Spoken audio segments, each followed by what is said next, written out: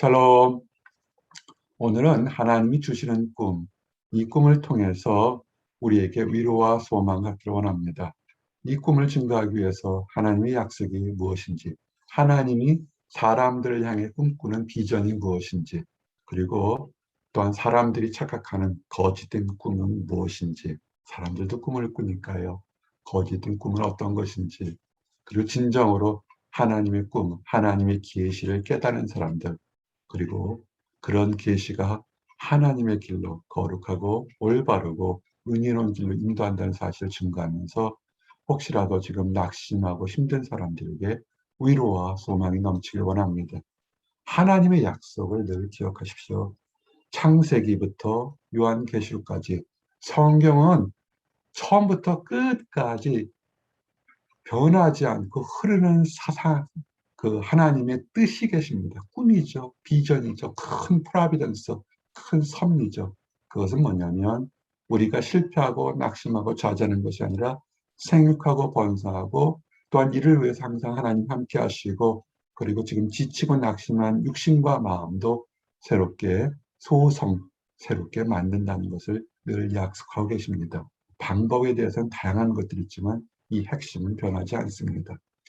창세기 1장 28절 Be prosper and increase in number. 생육하고 번성하라. 땅을 정복하라 그러죠.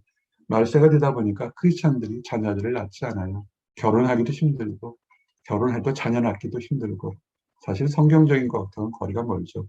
하나님의 뜻은 이혼인 형제자매들이 결혼하고 자녀들을 낳고 자녀들의 웃음소리가 단밖에 넘치고 그 안에서 행복을 느끼려 원한 거죠.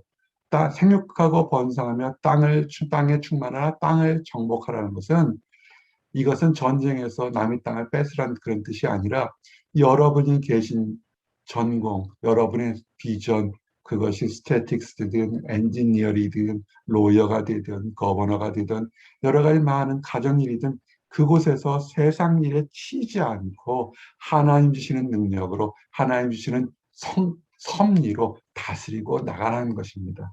하나님이 우리를 인간을 만들 때는 복을 먼저 주셨어요. 그러면서 이 땅에서 생육하고 번성하며 땅을 정복하기를 원하는 것입니다. 지금 지치고 한 주간 동안 지치고 낙심한 사람이 있으면 그것은 하나님이 주신 뜻이 아니라 마귀가 속이는 것입니다. 떨쳐버리십시오. 한 주간 동안 우울하고 답답했다면 우리 주 예수 그리스도의 이름으로 나를 둘러싼 모든 더럽고 추한 영은 물러날지어다. 아멘. 외치고 시작하기 원합니다. 하나님의 꿈은 그것이 아닙니다. 천지를 만들 때 우리에게 주신 꿈은 기쁨 가운데 생육하고 번성하는 것이었습니다. 그리고 이것을 말씀하시고 마치 아이를 낳고 버려둔 못된 부모 같지 않아서 어느 곳에 가든지 우리 눈에 보기에는 하나님이 계실까? 왜 하나님이 나만 미워하시고 내 기도를 응답하지 않으실까? 그렇지 않습니다. 말씀 안에서 항상 얘기하죠. 여호수아 1장 말씀처럼 이 율법책을 내 입에서 떠나지 말게 하며 주야로 그것을 묵상하여. 율법이 아니죠. 사실은 하나님이 우리와 함께 하심을 깨닫게 말씀을 통해서, 물론 예전에는 선지자들은 직접 하나님을 봤지만 우리 같은 사람들에게 말씀을 통해서 지금도 말씀하십니다. 다 지켜 행하라. 말씀대로 행하십시오. 선택의 순간에 있을 때 수없이 많은 선택의 순간들이 있습니다. 그럴 때 하나님은 무엇을 원하실까? 우리 주님은 어떻게 원하실까? 그래서 그대로 행하면 형통하리라. 그리고 두려워하지 마십시오. 남보다 빨리 간다고 자랑할 것도 없고 남보다 늦었다고 낙심할 필요가 없습니다. 담대하라. 두려워하지 말라. 놀라지 말라. 우리 주님은 늘 얘기합니다. 내가 어디로 가든지, 새로운 사업을 하든지 새로운 직장인을 시작하든지 새로운 비전을 가지고 출발하든지 하나님은 함께 하십니다. 왜냐하면 늘 우리와 함께 계셔요. 우리가 따로 멀리 떨어지거나 새로운 사람을 만나거나 새로운 프로젝트를 준비하는 것이 아니라 하나님은 그 모든 과정 함께 있음을 늘 기억하시고 두려워하거나 낙심하지 마십시오. 때로는 힘든 날이 우리에게 닥친다 할지라도 그 힘든 가운데서도 주님이 우리와 함께 하심을 늘 기억하시기 바랍니다. 그리고 좀 전에도 말씀드린 것처럼 우리의 영혼을, 우리의 환경을 새롭게 만드십니다. I rejoice in your promise.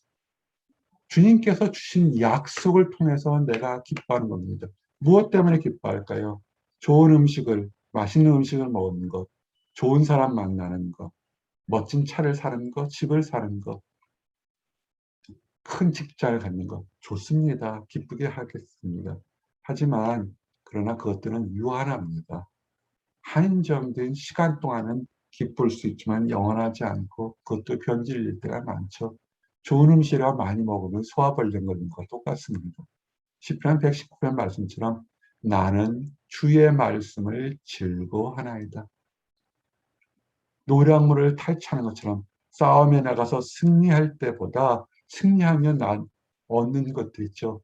승리하기 위해서 얼마나 피쳐들게 싸웠겠습니까? 그거보다 그 위에 승리의 기쁨을 누리는 것처럼 우리 주님이 함께 하시고 우리 주님이 주신 축복으로 나는 기뻐합니다. 라는 것을 누리시며 나와 여러분이 오늘 하루도 주님이 계심을 기뻐하며 살기를 원합니다.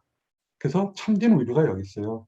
사람 보고 위로받으려고 하지 마세요. 그 사람들 다 떠나갑니다. 좋은 친구는 오래 버틸 수 있지만 그 친구 먼저 천국 가면 어떻게 하려고 그래요? 물질 좋은 거 있지만 아무리 좋은 물건도 시간 되면 오래되고 골동품이 되지 않습니까? 차라리 시편 119편 말씀처럼 구하오니 주의 종에게 하신 말씀대로 주의 인자하심이 나의 위안이 되게 하시며 아멘.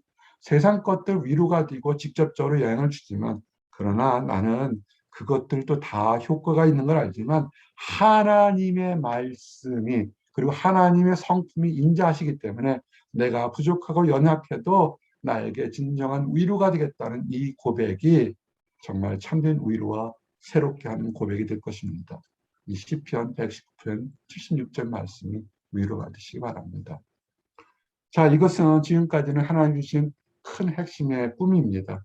그런데 사람들은 우리가 믿음 생활과 종교 생활이 헷갈릴 때가 많습니다. 작은 목자가 카톡으로 믿음, 소망, 사랑의 첫 번째 단락에 믿음에 대한 얘기를 짤막하게 글을 써서 보냈습니다. 많은 목회자나 믿음이 좋은 사람들이 답을 보내줘서 좀 더 좋은 글을 써야 되겠구나 라는 도전을 많이 받고 은혜를 받았습니다. 왜 그러냐면 종교 생활이 더 강해지고 이젠 천연기념물처럼 제대로 믿는 사람, 올바로 믿는 사람 숫자가 점점 줄어들고 있습니다. 종교 생활 한다고 믿는다고 하면서 헛된 선동이나 거짓 선지자들, 특정한 이단들이 너무 활동이 많아서 제대로 믿으려는 것들이 힘들게 됩니다. 그런 사람들에게 속지 마십시오.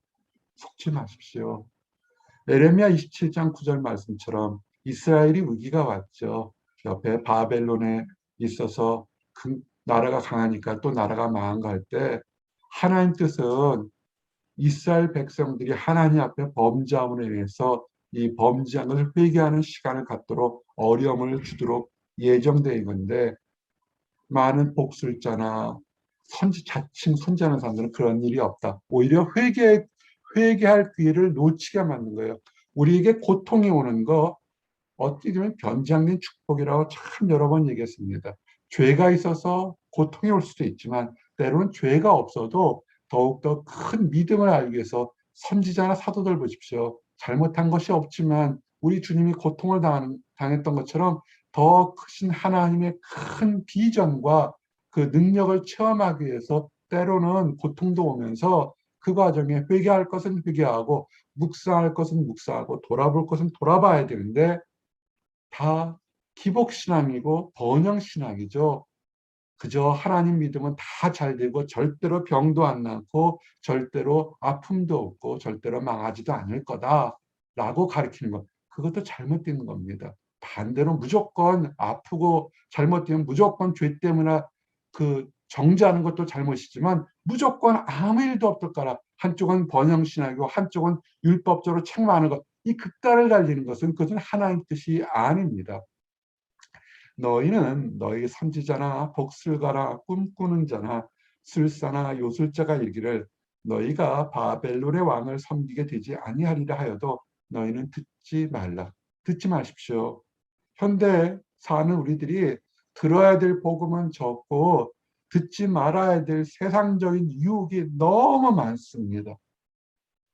구별할 수 있도록 이 코로나 역병 가운데 우리가 늘 기도하는 것처럼 하나님이 우리를 향한 뜻이 무엇인지. 근데 안타깝게도 교회를 오래 다녔다 하더라도 깨닫지 못하는 사람들 참 많아요.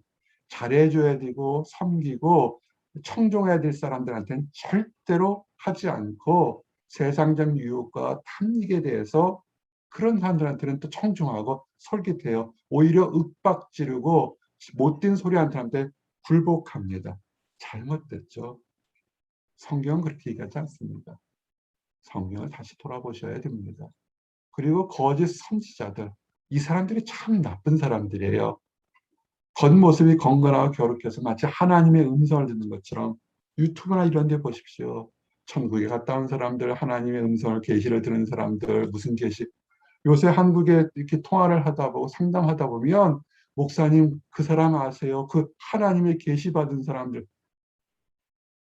왜 그렇게 계시받은 사람들의 얘기만을 좋아할까요? 성경은 이미 모든 계시가 다 완성되어 있고 충분히 일반 사람들도 이해될 수 있는 얘기들을 다 하고 있는데 뭔가 특별하고 부족한 것처럼 따지는 것들.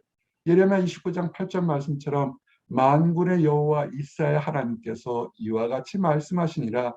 너희 중에 있는 선지자들에게와 점쟁이에게 미혹되지 말며 너희가 꾼 꿈도 고지 듣고 믿지 말라. 아멘. 어떤 사람은 꿈을 꾸고서는 하나님이 나한테 얘기했다고 큰 소리 치는 사람들이 있어요. 그 사람의 내면 세계 생각을 자기도 모르게 하나님의 뜻과 동일되게 만들면 자기가 하나님과 똑같은 거예요. 얼마나 영적으로 교만하겠습니까? 우리가 이런 실수들을 굉장히 많이 합니다. 그리고 그것이 자기에게만 해당되면 그래도 괜찮은데 남을 정죄하거나 남을 무시하는 데 쓰게 되면 정말 잔인하게 됩니다. 여러분, 현대는 정보가 홍수처럼 흘리기 때문에 구별되어야 되고 말씀으로 돌아가십시오. 하나님의 말씀으로 돌아가시기 바랍니다. 말씀대로 살 때 괜찮습니다. 말씀대로 사는 것이 시대에 뒤떨어진 것 같고 꽉 막힌 것 같지만 우리 주님도 그렇게 말씀대로 사셨어요. 말씀으로 돌아가시기 바랍니다. 이상한 유혹에 빠지지 마십시오. 우상 숭배하는 사람들이 있습니다. 좋은 게 아니냐. 크리스찬들이 전 보러 가고 사주팔자 보러 가고 무당에 굿하고 좋은 게 좋은 것 아니냐. 참 많아요. 크리스찬들이 부끄러워할 정도로 정말 크리스찬인가 할 정도로 크리스찬인지 넌 크리스찬인지 구별되지 않은 게 너무나 많습니다. 그런 것들은 진심을 얘기하지 못합니다. 이 백성들이 현대에 왜 그렇게 사람들이 영적으로 곤고할까요? 백성들이 양같이 유리하며 목자가 없으므로 곤고를 당하는. 목자가 없겠습니까? 큰 목자, 작은 목자 다 준비해 놓으셨죠.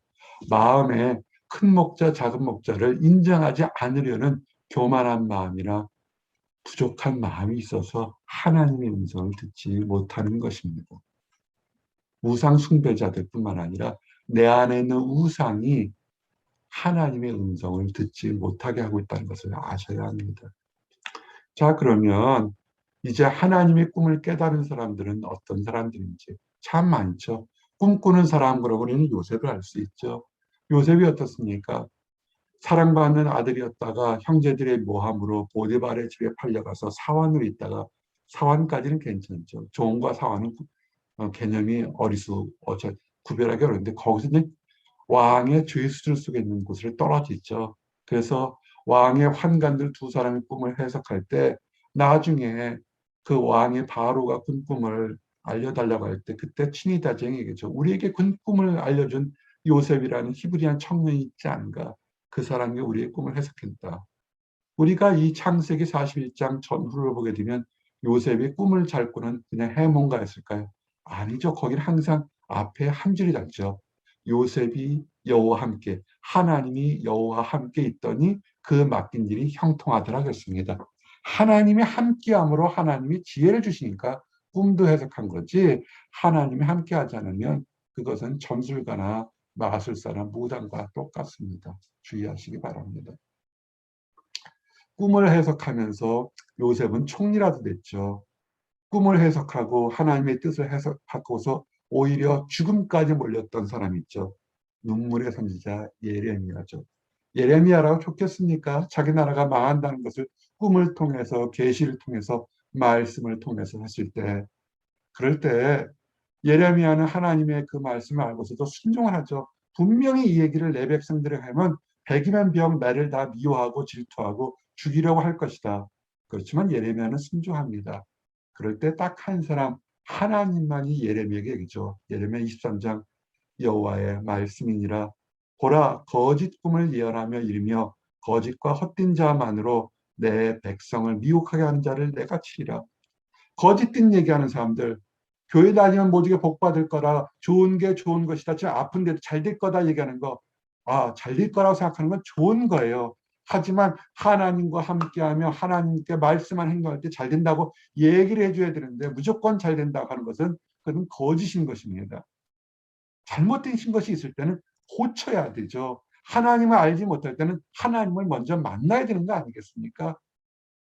그러나 그런 것 없이 사람의 귀에 좋고 마음에 좋은 얘기하는 사람들, 그렇게 백성들을 미혹하게 해서 하나님을 찾지 못하게 하는 것을 내가 치리라. 내가 칠 테니까 너는 네가 핍박을 받더라 할지라도 하나님 앞에 받은 말씀을 증거하라 그러죠. 그래서 이스라엘 백성들이 나중에 거짓 말을 증거했던 예언과 선지자가 어떻게 했습니까? 다 죽임을 당하죠. 예레미야는 죽지 않았습니다. 이스라엘 백성들이 그를 죽이려고 마른 구덩이, 우덩이, 우물 속에 박아 넣었지만 하나님께서 예비된 사람을 통해서 죽지 않게 하고, 그리고 포로로 잡혀간 예레미야 그 이스라엘 백성들에게 희망을 주죠. 평생 가는 것이 아니라 때가 되면 다시 고국에 돌아올까는 진실된 말씀. 지금 우리가 힘들고 어렵다 할지라도 하나님과 함께 있으면 진실된 행복과 구원을 맛볼 것이라는 축복의 예언이 있어야 되는 것입니다. 그것이 참된 꿈인 것입니다. 또 꿈을 잘 꿔서 총리가 된 사람은 요셉과 함께 다니엘이 있죠. 다니엘은 부친이 많았습니다. 여러 왕을 섬기면서 칭찬과 인정도 받지만 반대로 그가 포로의 신분을 왔기 때문에 적들도 많았죠. 다니엘이 이 바사제국에서는 벨드사살이라는 이름으로 불렸죠. 이름이 바뀌었죠. 그럴 때 그들이 있을 때 놀라운 일이 있었습니다. 벨사살 왕이 있는데 벨사살 왕이 왕과 왕 후빈들 다 귀족들 불러놓고 잔치를 할 때 갑자기 허공에서 큰 손가락이 나와서 글을 쓰게 됩니다. 얼마나 놀랐겠어요. 글을 쓰면서 글 뜻인데 글을 써놨는데 모든 사람들이 꿈이 아니라 현실적으로 왕궁벽에 큰 글을 써놨습니다. 뭐라고 써놨냐면 메네 메네 데갈 우바르신. 얼마나 놀랐겠을까요. 허공에서 손가락이 나타나서 메네 메네 데갈 우바르신. 그러니까 사람들이 놀라서 해석을 못해요. 무슨 뜻인지 몰랄 때.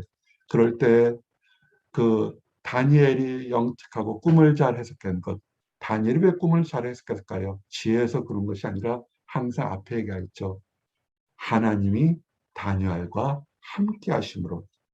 우리가 여러분의 지혜를 꿈꾸고 미래를 꿈꿀 때는 하나님과 먼저 함께 하셔야 됩니다. 하나님의 꿈이 뭡니까? 내가 어디로 가든지 내가 함께 있을 테니까 이 말씀의 율법책을 떠나지 말고 좌우로 치우치는 거 지키라. 그러면 함께 할 때는 그 말씀을 다니엘이 지켰죠. 그래서 다니엘의 마음이 민첩하고 지식이 총명해서 그 해석을 알려줄 거다 그러죠. 그래서 얘기를 하죠. 다니엘이 메네 메네 데가 우바르시, 목숨을 걸고 얘기하죠. 해석을 하는 거죠. 이거는 꿈이 아니죠. 눈에 보는 현실이고 많은 왕도 귀족들도 왕후들도 다 놀래고 있죠.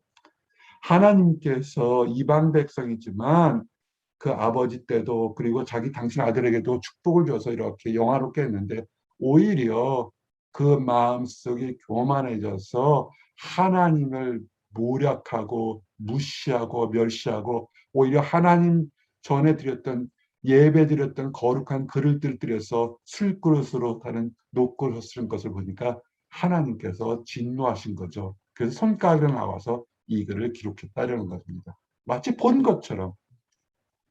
그것이 뭐냐면 다니엘서 5장 25절 나온 것처럼 메네 메네 대갈 우바르신. 메네는 하나님이 이미 왕의 나라 시대를 세워봤다. 그때 끝날 때가 됐다. 내년에 대갈 저울에 달아봤더니 부족하다는 것입니다. 그래서 베레스의 왕이 나라가 바뀌어서 바사 사람들에게 줄 것이다 얘기를 하는 것입니다. 생각해 보십시오. 이 꿈 해석이 이 놀라운 환경 해석을 이거를 왕 앞에서 하는 얘기는 당신은 죽고 당신 나라가 망할 거다는 얘기를 할 수 있겠습니까? 다니엘은 했습니다. 왜? 하나님이 함께 하시니까 죽음은 죽으리라고 진실을 얘기하는 거죠. 그럴 때 놀라운 얘기죠. 왕 벨사살 왕이 자기가 죽고 나라가 쫓겨날 것을 알면서도 오히려 왕 다니엘에게 자주색 옷, 굉장히 귀족을 상징하죠. 자주색 옷을 주고 금사슬의 옷을 먹고 나라의 세 번째 통치자로 삼습니다. 그날 밤에 갈대 왕 벨사살이 죽음을 당합니다. 그리고 메데 사람 다리오가 나라를 얻어서 다리오가 이때 왕이 됩니다. 중요한 것이죠. 메네 대갈 우바르신 우리의 믿음을 달아봤더니 부족하다 이러면 어떡하시겠습니까? 우리가 하나님의 비전을 다시 돌아보셔야 됩니다. 우리를 향한 꿈을 돌아봐서 아하 부족했지만 하나님께서 함께 하셔서 은혜롭게 살았다는 그런 칭찬을 받아야 됩니다.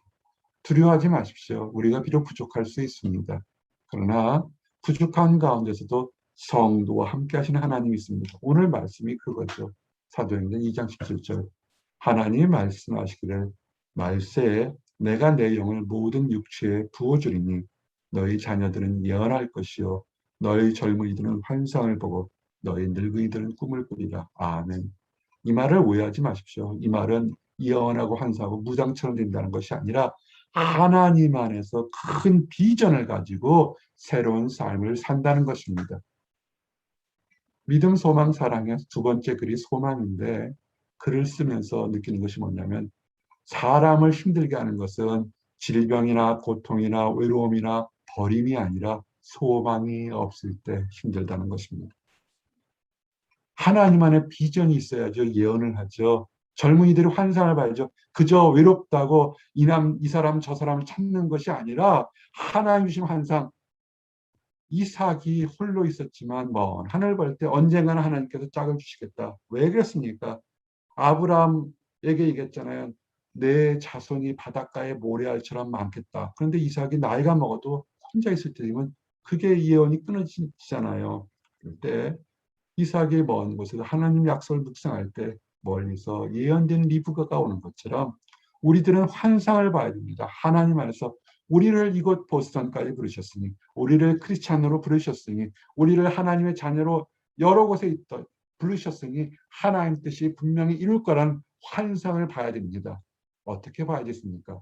돌아보십시오. 나를 향한 하나님의 꿈, 비전이 뭔지. 마귀는 어떻게 할까요?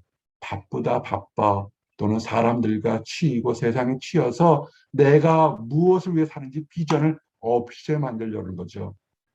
하나님은 여러분들에게 그리고 나처럼 나이 많은 사람들에게도 나이 먹어서도 할 수 있는 게 있어요. 마지막까지 세상의 빛과 소금을 살리는 꿈을 꿀 수 있다는 것입니다.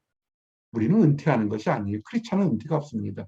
천국에 들어갈 때까지 젊은이들은 빨리 갈지 모르겠지만 늙은이들은 천천히 가더라도 천국 갈 때까지 그 길을 순례자의 길을 가는 것입니다. 성도와 함께 하시는 하나님을 늘 기억하십시오.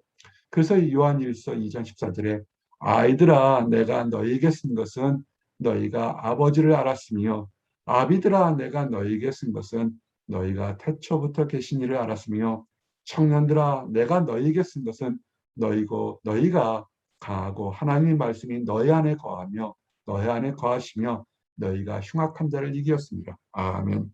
하나님의 말씀을 가진 사람이 청년입니다. 마음에 하나님의 말씀을 가져 비전을 가진 사람이 그 사람이 청년이고 하나님의 말씀이 우리 안에 있기 때문에 그 사람들은 악한 세상 마귀를 이길 수 있다는 것입니다. 승리하시기 바랍니다. 하나님의 꿈은 하나님의 길로 인도하기를 원하시는 것입니다. 큰 목자, 작은 목자, 영혼의 목자로 하나님의 길로 인도하는 것입니다. 큰 목자가 뭘까요? 우리 주님이시죠. 양들의 큰 목자이신 우리 주 예수를 영원한 언약의 피로 죽은 자 가운데 이끌으신 평강의 하나님. 이것이 옳은 계신지 아닌지, 내가 지금 하고 있는 것이 옳은 것이 아닌지를 아는 것은 뭐냐면 하나님께 지금 내가 가고 있는지 아닌지를 늘 묵상하시기를 바랍니다. 우리 주님 예수님과 함께 하고 있는지를 늘 묵상하시기를 바랍니다. 그럴 때 항상 우리 주님께 다가가고 있는 뿐이라는 것을 아셔야 됩니다. 그리고 베드로전서 2장 말씀처럼 너희가 전에는 양과 같이 길을 잃었더니 이제는 너희 영혼의 목자와 감독 되신 이에게 돌아오니라. 올바른 꿈은 우리 주님께로 돌아오는 꿈인 것입니다. 우리 주님과 함께하는 꿈인 것입니다. 그것을 늘 기억하십시오. 그리고 예수님께 돌아갈 때 우리는 위로받는 것입니다. 위로를 어디서 받겠습니까? 이는 보좌 가운데 계신 어린 양이 그들의 목자가 돼서 우리 주님이 우리의 삶의 목자가 되고 꿈이 되니까 그들의 눈에서 모든 눈물을 씻어 주실 것입니다. 아멘. 이 말씀을 늘 기억하십시오. 우리 안의 상처, 우리 안의 고통, 우리 안의 두려움 다 누가 씻어주시겠습니까? 우리 주님 예수님만 씻을 수 있습니다. 세상적인 것은 일시적이고 진정으로 내면 세계가 씻는 것은 우리 주님임을 늘 기억하시기 바랍니다. 이제 말씀을 정리합니다. 마지막 때 하나님께서 우리에게 꿈과 비전을 주어서 약속을 합니다. 생육하고 번성하며 늘 항상 함께 있을 것이며 보호하겠다 약속하는 하나님 꿈을 기억하시고 세상에서 달콤한 유혹에 거짓 선지자 꿈에 속지 마십시오. 외롭다고 두렵다고 초조하다고 아프다고 낙심했다고 세상의 것에 속지 마시기 바랍니다. 다 이유가 있고 이 모든 것이 때가 지나면 하나님 뜻이 있을 겁니다. 우리의 모든 비전이 우리 주님 예수님께로 향하실 때 그 꿈이 올바른 것입니다. 그 꿈을 가지고 나가서 축복과 인정과 위로받는 나와 여러분들이 되시길 원합니다. 기도합니다. 하나님 감사합니다. 주님께서 좋은 시간을 허락해 주셔서 우리 안에 하나님의 꿈이 있음을 깨닫게 하신 감사합니다.